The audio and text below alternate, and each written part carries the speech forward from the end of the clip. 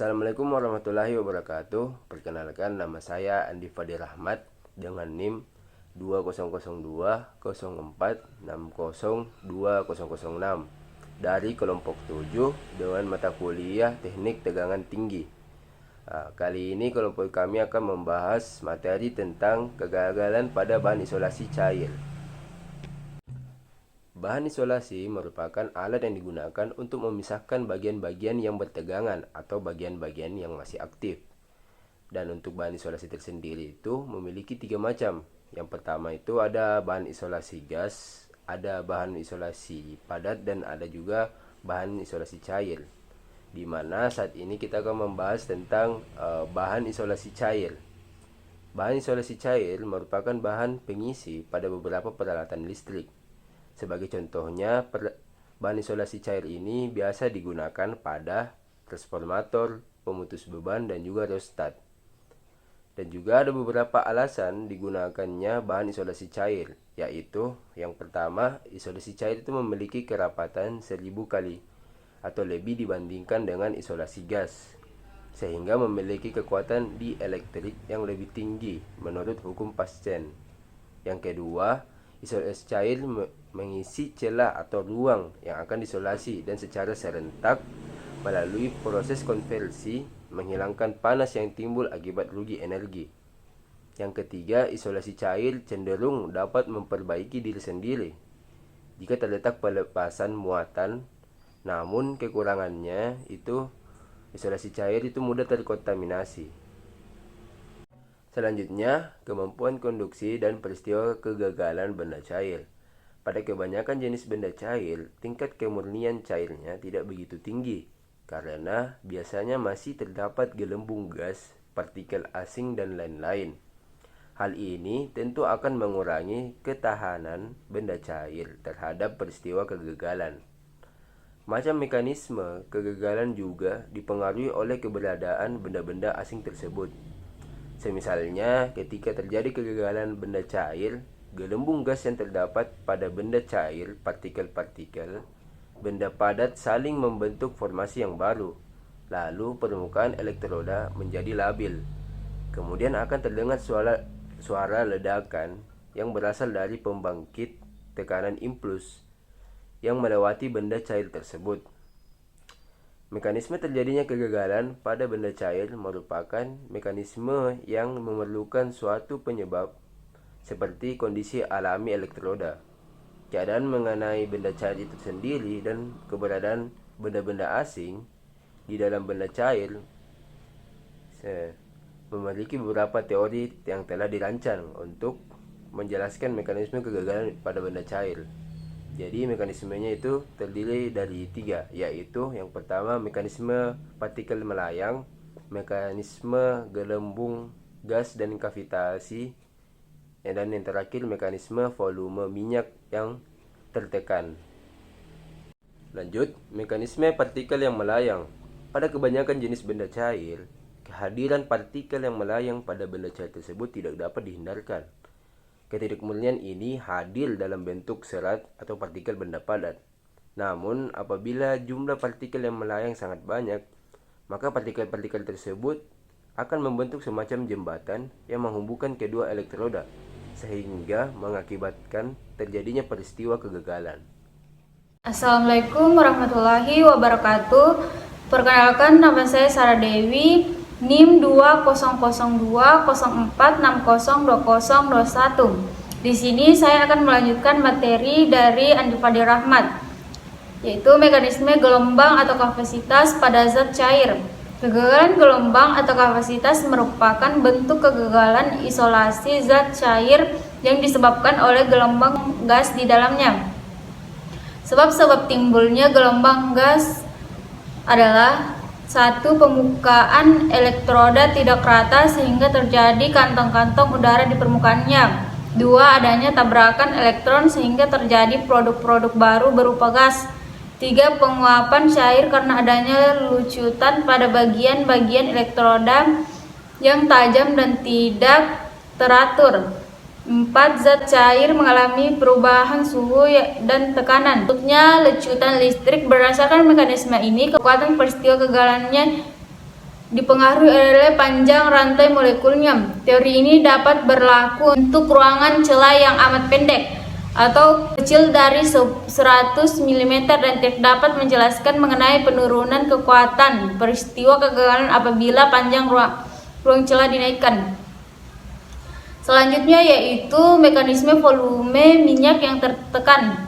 Pada kebanyakan jenis benda cair yang tingkat kemurniannya tidak terlalu tinggi, kekuatan peristiwa kegagalan ditentukan oleh nilai ketidakmurnian yang terbesar yang tidak mungkin atau rantai yang rapuh. Dari data statistik diperoleh informasi bahwa kekuatan peristiwa kegagalan pada suatu minyak terjadi pada sebagian area minyak yang rapuh, yaitu area yang mengalami tekanan maksimum oleh volume minyak, termasuk oleh volume minyak pada area itu sendiri pada medan yang tidak seragam.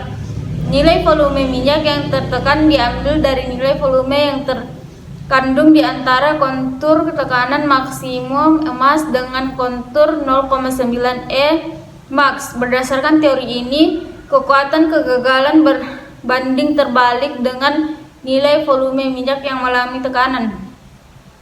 Selanjutnya yaitu kekuatan peristiwa kegagalan pada suatu cairan minyak sangat dipengaruhi oleh kadar gas di dalamnya, faktor kekentalan minyak, dan kehadiran partikel asing lainnya. Faktor-faktor ini dapat tersebar merata. Meningkatnya volume minyak yang mengalami tekanan akan mengakibatkan penurunan tegangan. Penyebab kegagalan. Untuk mengetahui hubungan yang bervariasi antara tegangan penyebab kegagalan dengan volume minyak yang tertekan. Selanjutnya itu kegagalan elektronik pada zat cair.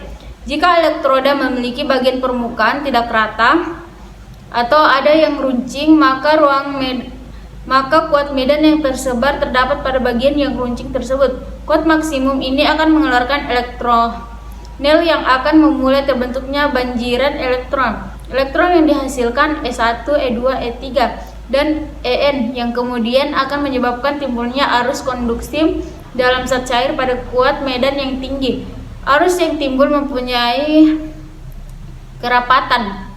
Selanjutnya saya persilakan kepada rekan saya, yaitu Hardiansa, untuk melanjutkan. Bola cair dalam zat cair.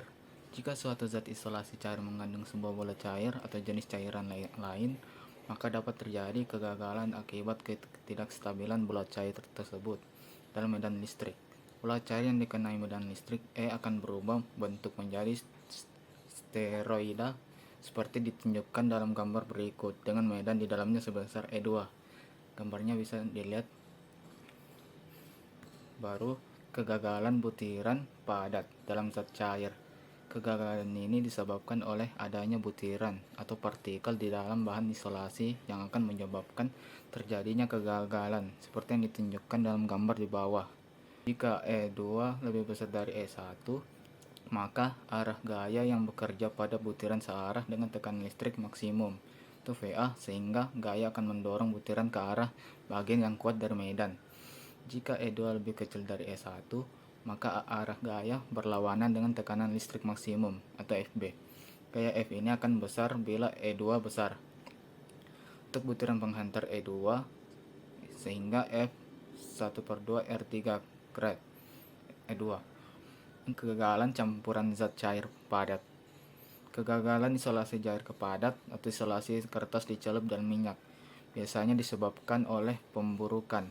Pemburukan yang dapat menyebabkan kegagalan isolasi cair ke padat yaitu pemburukan karena pelepasan dalam atau internal discharge. Yang kedua, pemburukan elektro ke kimiawi. Jika campuran dielektrik zat cair ke padat memiliki kekuatan gagal yang berbeda-beda, maka jika tegangan listrik dinaikkan akan terjadi kegagalan pada zat yang paling lemah. Hal ini disebabkan mengakibatkan kegagalan parsial atau partial discharge. Pelepasan ini mengakibatkan pemburukan perlahan-lahan karena 1. Disintegrasi dielektrik padat yang diakibatkan pemboman oleh elektron dan ion yang dihasilkan. Yang kedua, aksi kimiawi pada dielektrik karena ionisasi gas. Yang ketiga, suhu tinggi di daerah pelepasan.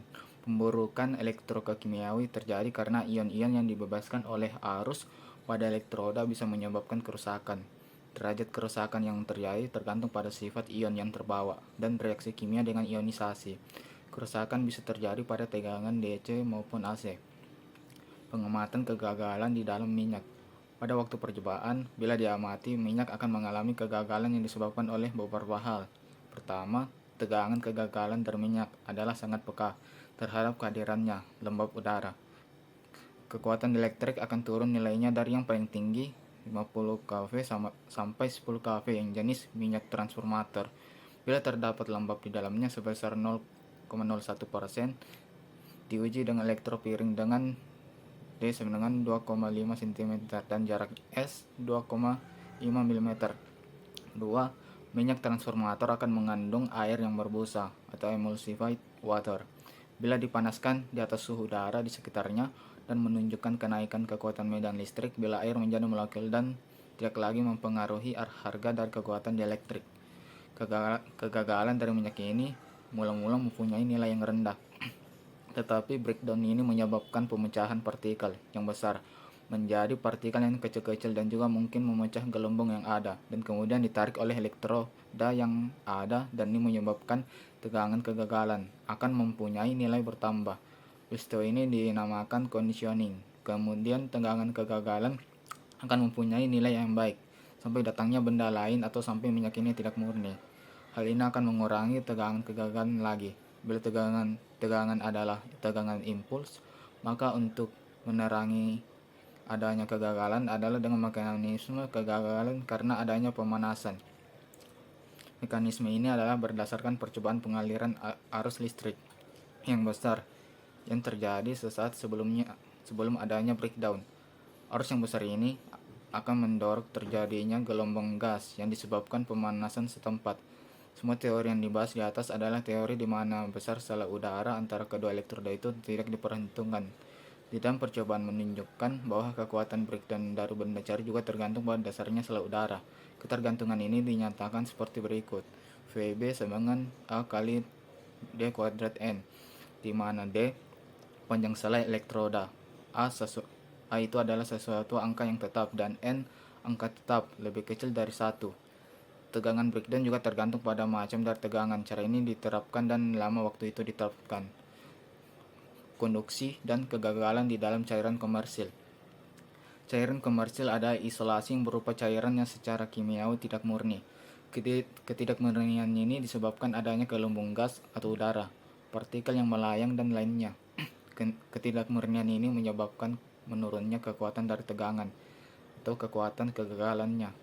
Mekanisme dari kegagalan ini dari cairan ini ternyata tergantung atas beberapa faktor, seperti bentuk dan keadaan dari elektroda, sifat fisik dari cairan, ketidakmurnian, dan kehadiran gelombang gas.